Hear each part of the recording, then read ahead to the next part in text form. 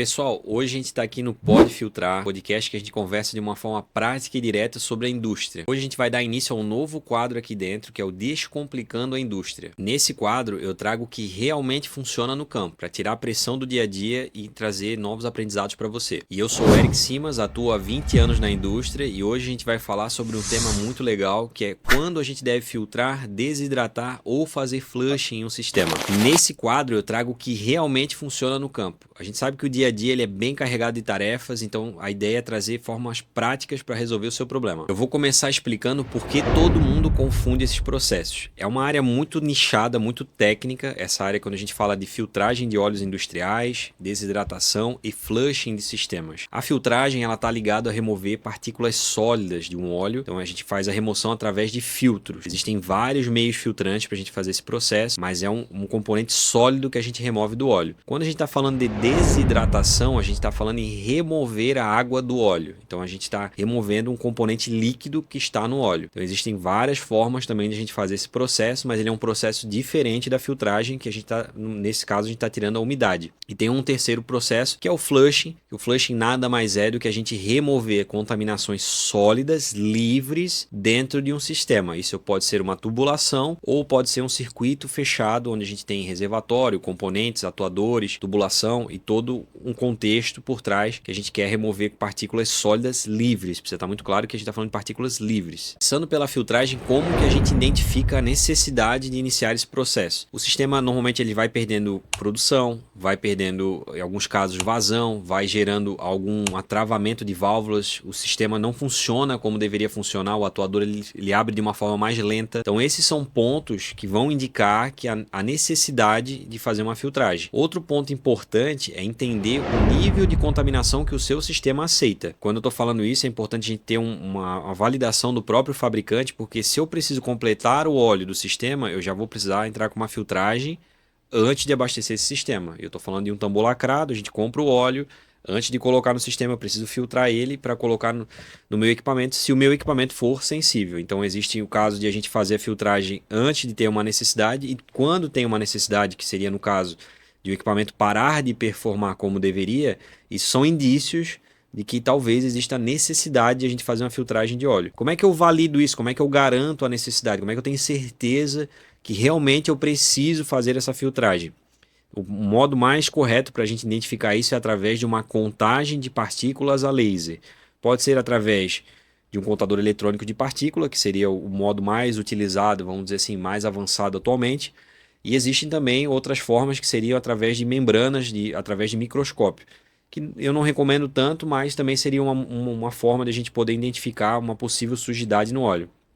O método mais confiável hoje em dia e mais utilizado é a contagem de partículas a laser, que nada mais é do que a gente coletar uma amostra ou a gente conectar um aparelho que faz a leitura do óleo, como se fosse fazer uma análise ou um exame de sangue, e esse aparelho ele vai contar quantas partículas tem no óleo e a espessura de cada partícula. E por essa quantidade que ele vai levantar, essa informação que ele vai jogar dentro de uma tabela, que ela é padronizada, em cima da norma NAS 1638 ou da ISO 4406, onde ela vai identificar a classificação de sujidade do óleo.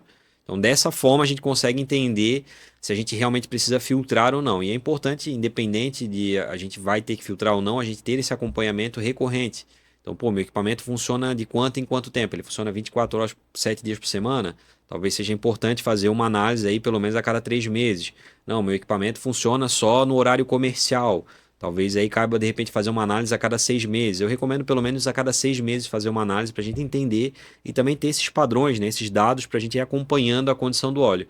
Lembrando que cada sistema, todo sistema hidráulico, lubrificante, ele vai ter um desgaste natural. Então é comum que você filtre o óleo, abasteça o sistema, funcione, trabalhe com ele, opere com ele e em um determinado momento você precise fazer uma filtragem. Isso é comum. Então a gente tendo esses dados, a gente consegue fazer uma programação mais concreta e entender de quanto em quanto tempo eu preciso fazer uma filtragem, claro, desde que não haja nenhuma intervenção, porque no fato de quebrou uma bomba ou gerou um problema de um atuador que eu tive que trocar uma peça, isso é uma possibilidade muito grande de entrar sujeira no sistema e talvez você tenha que fazer uma intervenção antes mesmo da programação prevista. Porém, se você não tem nenhuma parada de imediato, algum problema específico que você precise resolver, talvez só esses acompanhamentos vão te ajudar e vão te indicar o melhor momento para fazer uma filtragem da forma adequada. Uma observação importante sobre a filtragem também, quando a gente vai trocar a carga de óleo, é muito comum isso na indústria, né? O pessoal que vende o óleo até orientar a falar, troca a carga do óleo. Independente se a gente vai trocar a carga ou não, em alguns casos sim é necessário trocar a carga do óleo, porque pode haver uma degradação. Quando eu falo uma degradação é que o óleo já atingiu os seus, vamos dizer assim, os seus aditivos já estão prejudicados, eles já não estão tendo a função que eles foram programados para fazer. Então, o que acontece? Quando a gente perde esses aditivos ou quando a gente gera essa degradação, neste caso é necessário trocar o óleo.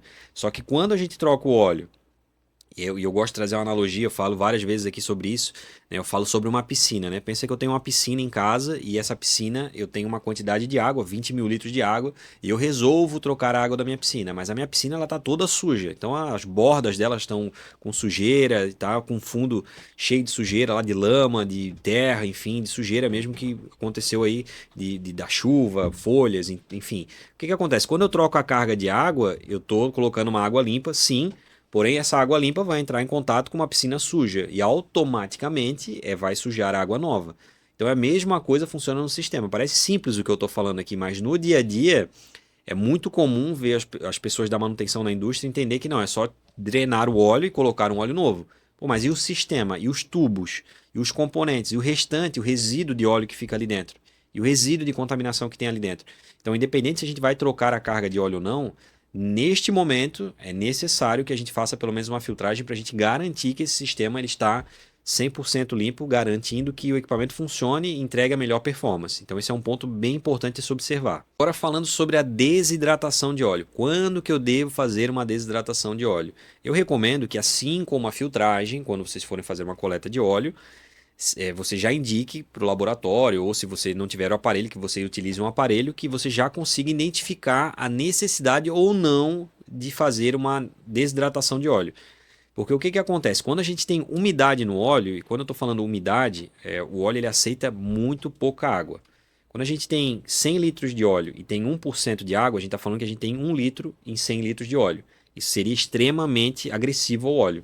Para vocês terem uma ideia, o óleo ele aceita 340 ppm, até 340 ppm de água no óleo. Isso o óleo hidráulico e lubrificante.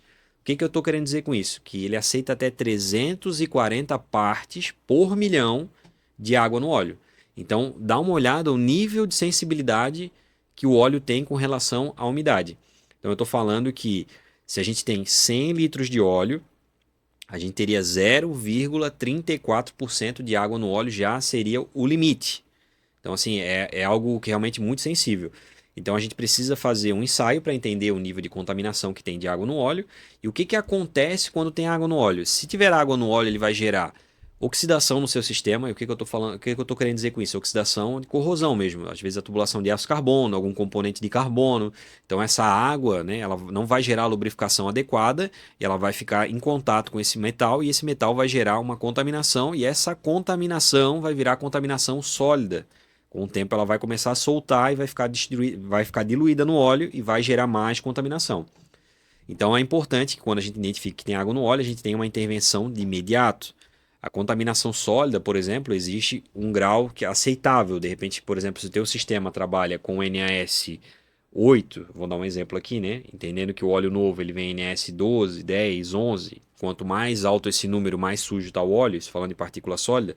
Se você tem um sistema que está com NS 6, de repente se ele tiver com 7 não vai ter problema.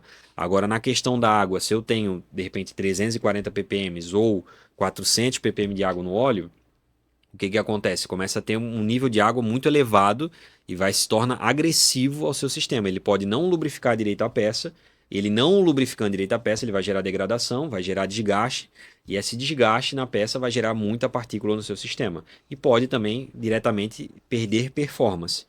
Então é muito importante a gente entender que quando a gente tem umidade no óleo, a gente tem que tomar uma ação de imediata. Se for uma umidade muito pequena, a gente consegue ir controlando de perto, mas assim que chega num momento ou numa condição que se passa do necessário ali, do aceitável, a gente precisa ter uma intervenção de imediato.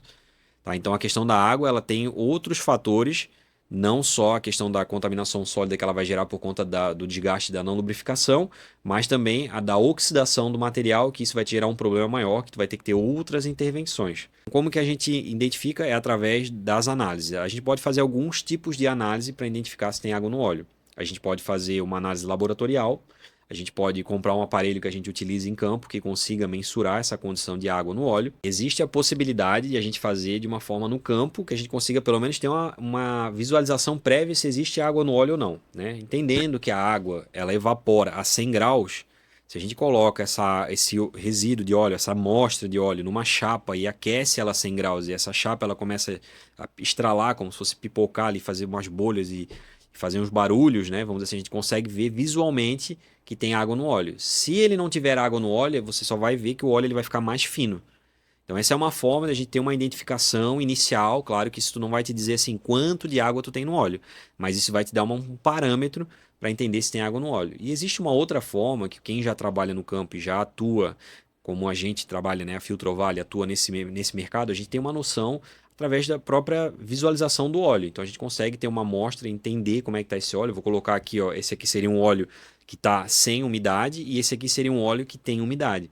Isso dá a certeza para a gente que tem umidade ou não? Não é a certeza, mas ele é um parâmetro que a gente consegue ter uma base muito clara de como é que fica a condição do óleo. Lembrando que cada óleo tem a sua coloração, cada óleo tem as suas características, então a gente precisa olhar para isso com muito cuidado para a gente não misturar essas informações.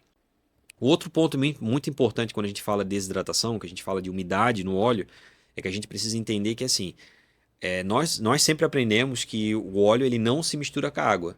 Isso até certo ponto ele é verdade, mas não totalmente. O óleo sim ele consegue absorver uma quantidade de água, só que essa quantidade ela é muito pequena. Então ela acaba sendo quase que irrelevante. Então quando eu estou falando isso, eu estou dizendo assim, se o óleo aceita até 340 ppm, eu estou te dizendo que a partir desse momento que ele passou de 340 ppm de água no óleo, ele muito provavelmente vai começar a ter água livre. Então quer dizer que antes de 340 ppm, você talvez não vai enxergar, por exemplo, aquela água no fundo. Eu tirar uma amostra, vou deixar a amostra parada aqui, vou deixar decantar e no fundo vai aparecer água. Neste caso, talvez não apareça. Mas se você tem um volume acima do aceitável para aquele óleo, você já consegue visualizar essa água no fundo, porque ela vai decantar. Então, existe essa possibilidade também. Pô, Eric, tu tá falando de 340 ppm, então todo óleo hidráulico lubrificante aceita 340 ppm? Não. Cada óleo tem a sua especificação, mas o que eu já vi de máximo na indústria é até 340 ppm.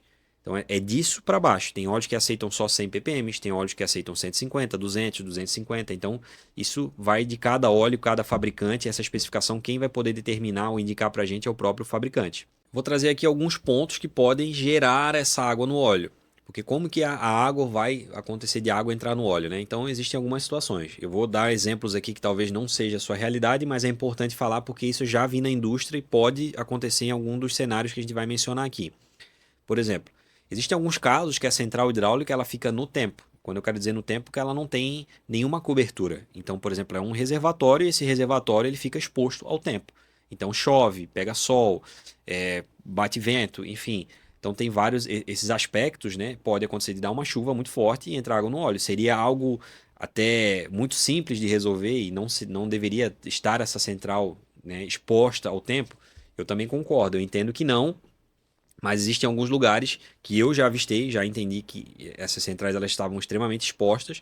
Não recomendo, mas isso seria uma forma através da chuva ou através até da condensação do ar. Existe uma situação onde existe um nível de óleo dentro do reservatório e existe o ponto mais alto que é a tampa do reservatório. E entre a tampa do reservatório e o nível de óleo do reservatório existe ar.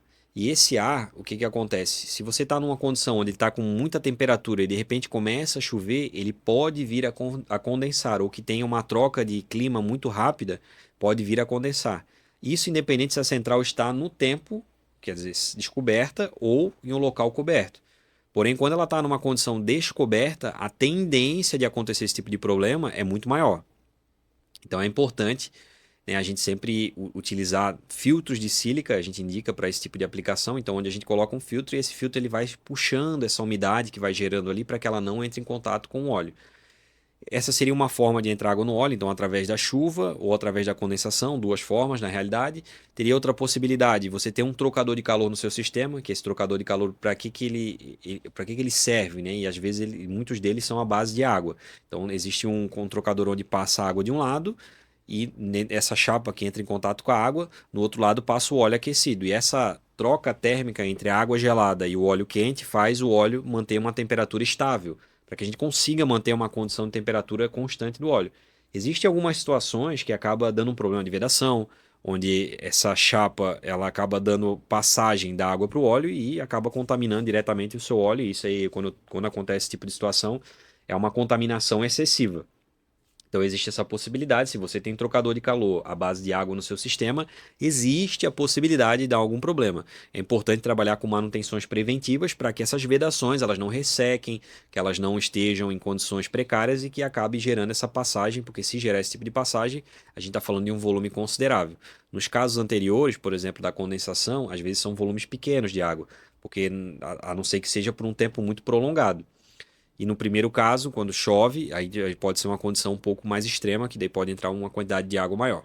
Outra condição que pode vir a acontecer é, de repente, estar lavando uma central hidráulica, às vezes o pessoal não tem o conhecimento adequado, e o cara vai lá, pega, começa a lavar por cima da central, e usa VAP, usa mangueira, usa esse tipo de coisa, e acaba, né, em algum momento, a central hidráulica normalmente tem vedações, mas não se recomenda que tenha esse tipo de prática, e quando acontece esse tipo de situação, existe um risco muito grande, porque existe um respiro no reservatório, em grande parte dos reservatórios, porque a ideia é que ele não tenha uma pressão positiva, então ali dentro existe um local onde precisa sair o ar. E se a gente, né, der uma bobeira ali, essa água pode entrar no óleo. Então, por isso que é importante a gente entender o quanto o óleo é sensível, porque a gente entendendo a sensibilidade do óleo, a gente entende como funciona o equipamento e a gente trabalha de forma preventiva, evitando alguns pontos que seriam simples de resolver, mas por falta de conhecimento, a gente acaba gerando aí um problema gigante para o nosso equipamento. Agora vamos falar sobre flushing. Tá, o flushing ele pode ser feito de algumas formas. Eu costumo falar do flushing primário, que seria uma etapa inicial. Então vamos falar primeiro, sendo muito específico, o que é o flushing primário. Flushing primário, como a palavra já diz, né, a frase, então ele é um flushing primeiro, né, vamos dizer assim, o primeiro flushing que a gente faz. E quando que ele entra, esse flush? Ele entra em casos onde a gente está fabricando uma tubulação para acoplar num reservatório novo. Então, acabei de comprar uma central hidráulica, onde ela vai acoplar neste equipamento aqui e é fabricada uma tubulação onde faz a interligação entre o equipamento e a central hidráulica. Então, eu preciso que nesta tubulação que foi fabricada, que a gente atue com o serviço de flushing. E o que é o flushing? Eu conecto um equipamento onde ele vai gerar uma vazão alta para que gere um regime turbulento dentro dessa tubulação para que ele consiga ter contato com a parede do tubo e que arraste partículas sólidas até o final da linha. E lá no final da linha tem uma outra mangueira que coleta esse óleo e joga para um elemento filtrante que volta para o equipamento e fica fazendo esse processo, esse ciclo. O equipamento injeta, esse equipamento é um equipamento externo, não é equipamento do cliente. Então a central hidráulica a gente deixa fora, usa uma central externa, tira o equipamento e tira a central hidráulica do cliente. Então vem com o equipamento terceiro, injeta o óleo na tubulação e retorna, passa no filtro e fica fazendo esse ciclo.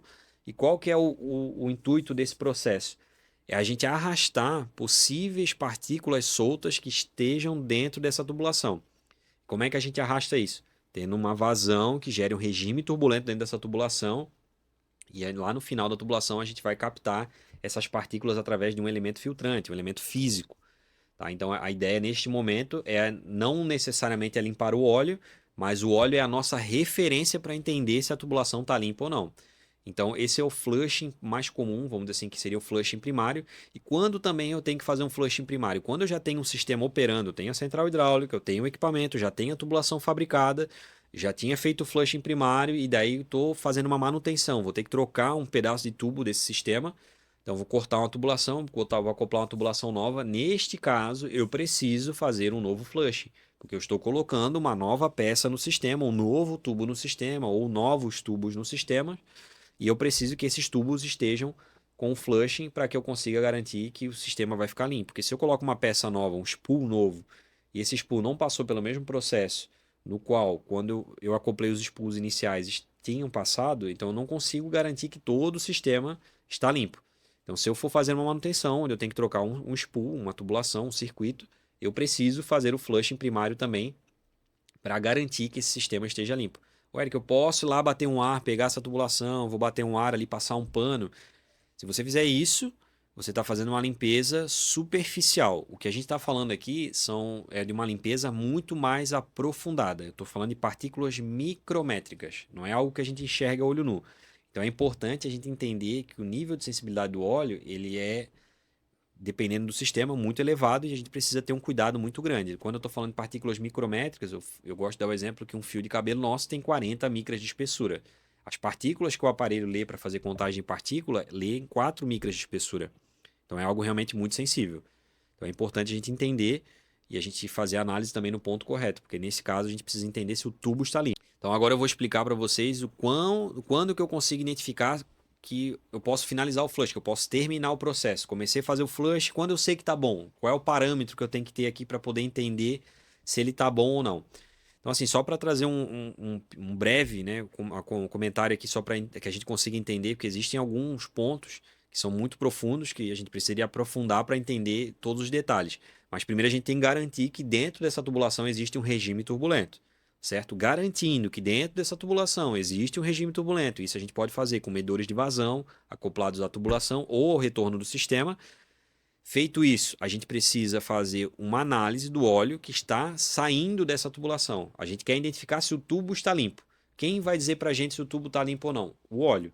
E o que eu preciso garantir para que saber se o tubo está limpo, se não é só o óleo, eu preciso ter um regime turbulento dentro da tubulação. Então, primeiro ponto, tem que ter um regime turbulento dentro da tubulação. Segundo ponto, eu tenho que coletar uma amostra na saída da tubulação, antes de passar no elemento filtrante.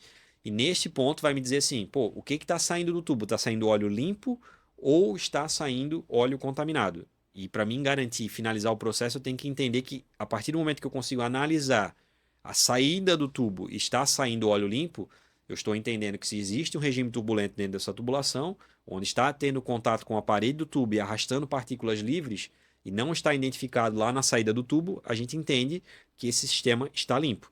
Então esse é um ponto onde a gente consegue mensurar e entender que o processo pode chegar no final. E o que pode acontecer se eu não fizer o flushing? Então vamos lá.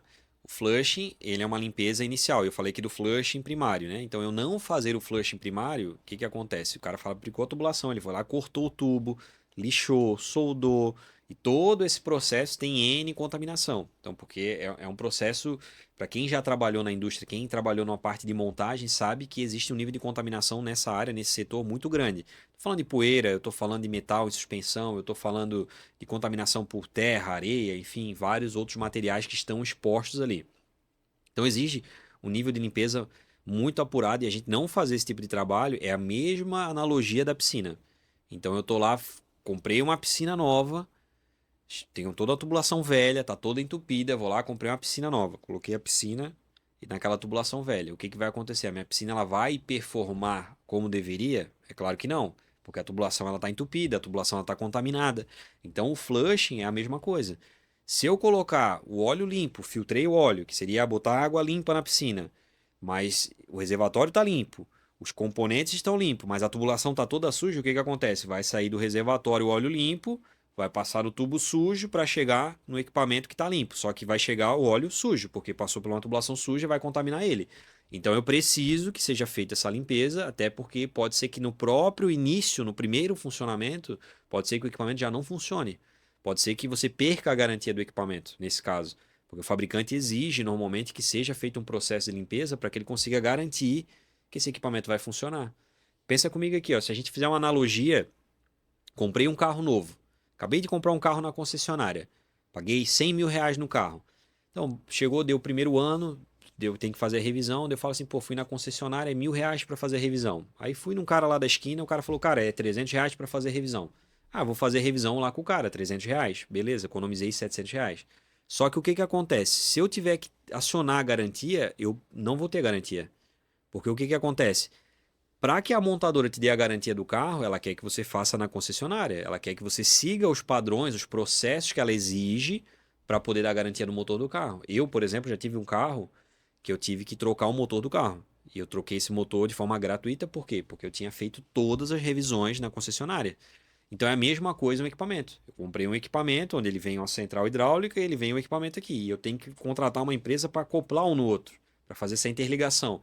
Então essa interligação, ela precisa estar no mesmo padrão da central que vem da fábrica e do equipamento. Ela precisa estar limpa, ela precisa estar nessas condições. Então não fazer o flushing primário é colocar tudo isso em risco, é colocar o nosso carro em risco, é colocar a piscina em risco, é colocar esse equipamento em risco e toda a sua indústria em risco. Então é só para que a gente consiga ter muita clareza da necessidade, sim, de fazer um flushing. E em alguns casos, tem alguns clientes que ligam para a gente que às vezes nem sabe o que é flushing. Realmente é um tema muito técnico, é um termo que normalmente não é muito conhecido no geral, mas ele é extremamente importante. Então a gente precisa olhar para ele com muita clareza. E o flushing, também falando de flushing, não só ele é utilizado para sistemas hidráulicos lubrificantes. Ele pode ser utilizado no sistema de água, de incêndio. Daí, claro, nesse caso a gente não utiliza óleo, utiliza o próprio fluido. Ele pode ser utilizado em outros N sistemas. Então, assim, flushing seria basicamente a gente limpar, quando a gente fala flush primário, limpar um trecho de tubulação, um circuito onde a gente vai montar, que a gente garanta que aquele circuito esteja limpo, que a gente consiga tirar toda a sujeira que está interna naquele circuito. E normalmente, em muitos dos casos, a maioria deles, é porque ele passou por um processo de fabricação e nesse processo de fabricação gerou contaminação e a gente precisa proteger o equipamento e a central hidráulica. Então vamos lá, a gente falou aqui sobre 3 temas, sobre filtragem de óleo, sobre desidratação de óleo e sobre flushing. E nesse caso do flushing eu trouxe o flushing primário. A filtragem de óleo, tem o objetivo principal de a gente remover partículas sólidas do óleo. Esse seria um resumo de forma breve da filtragem de óleo. A desidratação de óleo, ela tem como objetivo principal remover a umidade do óleo. Então ela remover água do óleo, a grosso modo falando. E o flushing, ele tem o objetivo principal de remover partículas sólidas de um determinado sistema, ou seja, de uma determinada tubulação. Então, essas são as 3 diferenças que a gente está falando aqui, de 3 possíveis processos que tem que ser feito, e em muitos dos casos os 3 precisam atuar juntos para poder garantir que o seu sistema esteja 100% funcionando da forma como deveria. Pessoal, então aqui a gente falou sobre 3 principais processos aí que acontecem na limpeza, no startup de um equipamento novo ou até numa manutenção. A gente tentou detalhar de uma forma que fique claro para que você consiga aplicar na sua indústria e trazer isso aí para o dia a dia. Espero ter contribuído e quero que vocês comentem aqui se vocês conseguiram realmente entender essa explicação, se ficou claro para vocês, se vocês querem algum tipo de conteúdo diferente, que a gente está aqui para trazer conhecimento e trazer muita clareza na indústria de forma prática. Então se inscreve no canal e não esquece de acompanhar os nossos conteúdos aqui, o Descomplicando a Indústria.